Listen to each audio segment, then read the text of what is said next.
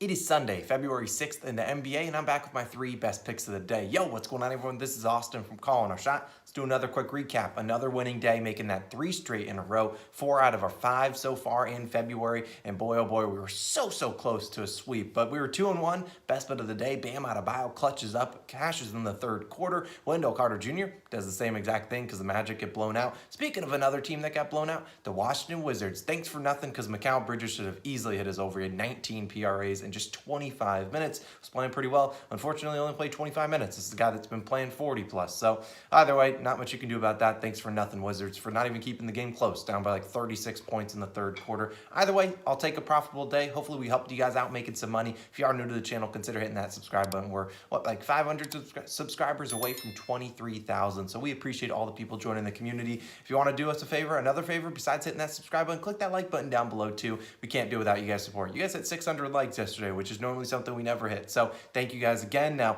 I do want to note Sundays are a little bit weird in the NBA, so that's why I only have 3 plays. I'll hit at a 4th one. I don't have a line for it, but these are going to be my 3 official plays. Likely not going to add anything else. Sundays are weird, so if you lost money yesterday, do not try to force it back today. Sundays, like I said, are really weird in the NBA. Sometimes they can be very hard to predict. So manage that bankroll. Let's get back after it. Diving into our best bet of the day on a 38-17 run since December 17th. Been an unreal past 2 months. Hopefully we can continue that. Bam Adebayo cashed just yesterday. Today, we're riding with the man that needs no introduction.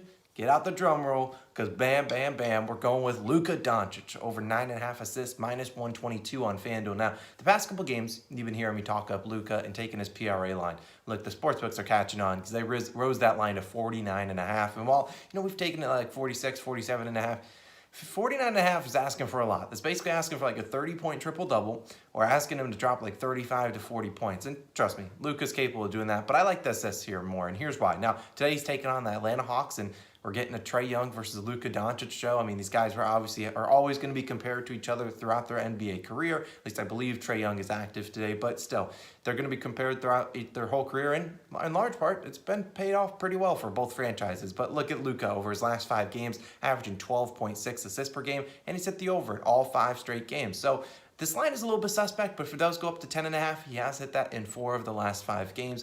And look, the 9.5 line could be a trap, but I'm falling right into it because I'm all in on Luka. Now, the Mavs, again, will be without Tim Hardaway Jr., Kristaps Porzingis, and in the last 2 games without those 2 guys, Luka, 23 and 26 assist chances, which, if he gets to 20-plus assist chances, doesn't get 10 assists, I can live with the play because he's going to get a lot of opportunity. He's going to have the ball in his hands nonstop this whole game, and I think he can get it done. Now, in the calendar year of 2021, he has not played the Atlanta Hawks in 2022 yet. Luka played the Hawks 3 times in that year. He had 7, 10, and 14 assists, cashing it in 2 of 3 games. The one game he missed was a blowout. The Mavs lost big time. But over their last 15 games, the Hawks have allowed the 3rd most assists per game in the NBA to opposing point guards at 10.33 a game. It's a team that's been getting abused left and right by opposing point guards because, let's be honest, they don't play a ton of defense, although they have it up in the defense a little bit. But still, over the last 3 games, we've seen CP3 with 12 assists and Fred VanVleet with 2 games of 11 assists. So the opposing point guard has hit this over pretty easily in the past 3 games. And look,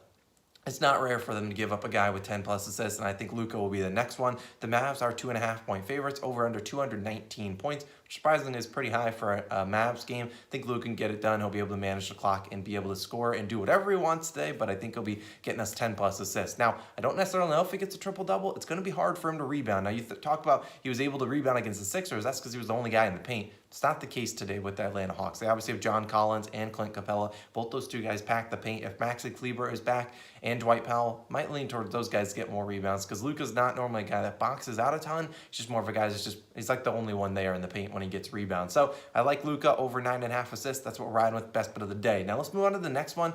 And I wish, man, this is annoying, but I do not have a line for this one. So this is it. Brandon Ingram, I'm taking this over in points, maybe points plus assists if it's not much higher. Now, the sportsbooks are updating their line by 1 and 2 points as they watch the video. Now, that's probably going to happen, but I'll update you guys down below in the pinned comment section with whatever line I end up going with. And if you guys do see a line before me, let me know because I am busy. Got a little breakfast. I'm going out to breakfast this morning, and then I'm going out and I'm driving back home. So I might not update the line or the pinned comment down below until like 12:30. So if there is a line that you guys see before me, definitely let me know so I can update it so everyone knows exactly what we're rolling with. Now today, Ingram and the Pelicans taking on the Houston Rockets. And if you don't know, maybe you're new to the program, now you know the Rockets have the 30th best defense in the NBA. which is aka the worst defense in the league, the 30th worst defensive rating in the NBA. Over the full season long, they've given up the most points per game, even over the last 15 games, the most points in the NBA, the last 30 games, the most points in the NBA. It's a team that's not playing any defense or allowing 117 points per game this season. The next closest is 114.5 points per game. The over-under for this game, no surprise, 230.5 points. Both these two teams play at a pretty good pace.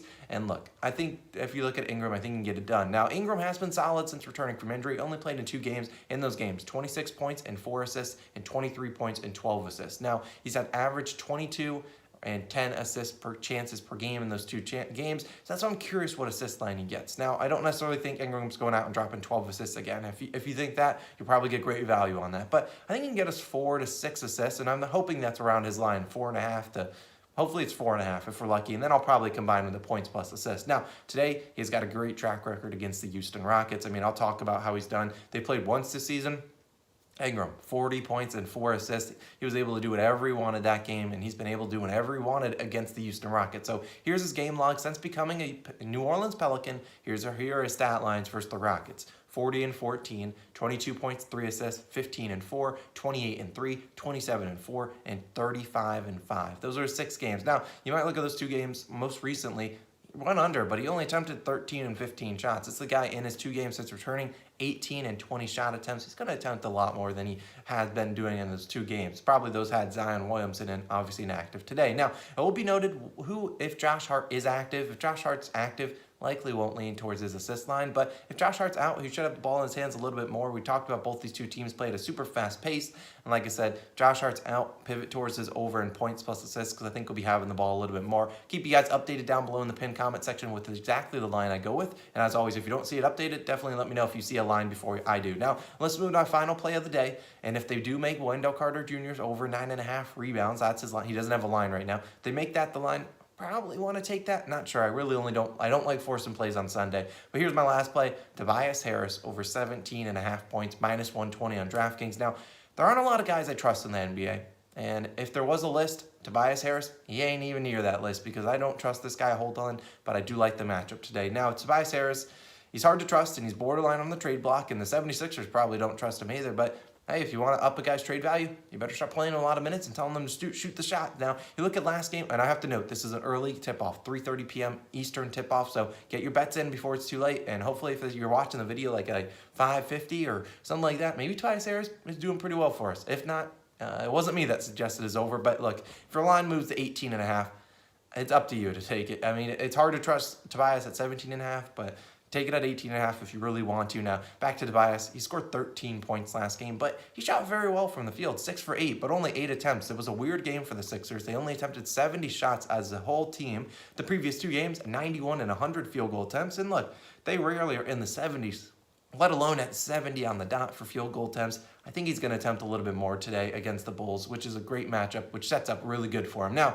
we know the Bulls, they don't play a ton of defense, and that's mainly because the 4 guys that play defense on the roster are out. Their 4 best defenders, at least: Alex Caruso, Lonzo Ball, Patrick Williams, and Derrick Jones Jr. Those are the 4 primary defenders for him, and so that leads to guys like Javonte Green getting in the lineup. And Javonte Green has played well, but he's not going to scare me away from picking a Tobias Harris over. If anything, Tobias Harris is scaring me away from picking a Tobias Harris over. Now look, Tobias has still hit this over in 7 of his last 9 games, scoring 20-plus points in 5 of those games, and I expect Embiid to get his against Vucevic, and Embiid's lines are like 32.5. I can't take his points over at that, but look, the Sixers have played the Bulls twice this season, and Tobias was inactive for both those games. But in Tobias's previous 3 games versus Chicago Bulls, 21, 24, and 22 points, easily hitting this over in all 3 of the games. Obviously, these 2 teams are a little bit different since then, but over their last 30 games, the Bulls allowed the 4th most points per game in the NBA to opposing power forwards at 22.5 points a game. And look, we just saw Siakam and OG Anunoby score 21-plus versus them. Even Chris Boucher had a 16 off the bench. Other Scotty Barnes, their other forward, had 21 himself. The game before that, Franz Wagner, only Franz, had 22 points. Game before that, a couple games before that, Keldon Johnson had 23. We've seen forwards that can, shoot the ball. We're also categorized as like a small forward, power forward kind of hybrid. Score and hit this over, and I think Tobias will be the next guy. Now, Maxey and Seth Curry have both gotten theirs, but look, I think Tobias is going to play better. Normally, when he has a game where he only attempts like 8 to 12 shots, he normally comes back and attempts closer to 15 the next game. I think that's what we'll get today. So I'm taking Tobias Harris over 17.5 points, and if he fails us, So long, Tobias. That's probably the last time you'll see him. But I like him. Those are my 3 best bets of the day. Like I said, if Wendell Carter Jr.'s over in rebounds is 9.5, kind of lean towards taking it, but I really don't like forcing plays. So we'll likely only have those 3 go for a 4th straight profitable day. Let me know your best bet down below. I appreciate you guys for tuning in. Have a great Sunday. I'll see you guys back on Monday morning in my normal spot at home. And man, oh man, let's have a great Sunday, and I'll catch you guys again tomorrow. Peace.